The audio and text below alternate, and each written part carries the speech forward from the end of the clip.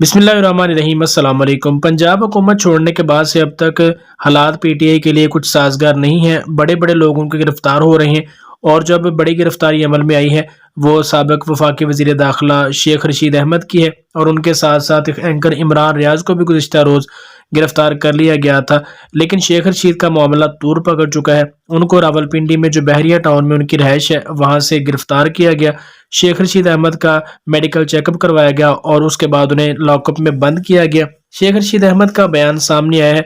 उन्होंने कहा है कि 100 से ऊपर गुंडे मेरे घर में दाखिल हुए, तोड़ फोड़ की, मुलाजमों को मारा और उसके बाद मुझे गिरफ्तार कर लिया। उन्होंने कहा कि पुलिस ने मेरा मेडिकल चेकअप करवाया, हालांकि मैं शराब नहीं पीता, लेकिन उसके बावजूद भी बड़े ही बुरे तरीके से मुझे गिरफ्तार किया गया। उनका ये कहना था कि एसएचओ नून लीग का टाउट है और ये तमाम तर जो कार्रवाई है और काम करवा रहा है ये राना सनाउल्लाह जो वफाकी वजीर दाखिले हैं उसका सारा कुछ करता धरता है, यानी वही सब कुछ करवा रहे हैं। वफाकी वजीर दाखिला साबिका शेख रशीद अहमद का 2 रोज़ा जिस्मानी रिमांड दे दिया गया है और इस दौरान उनसे क्या पूछताछ होती है ये तो रिमांड वाले ही बेहतर तौर पर जानते हैं। लेकिन ओवरऑल अगर बात की जाए तो शेख रशीद अहमद और पीटीआई के लिए और इमरान खान के लिए हालात कुछ अच्छे दिखाई नहीं दे रहे।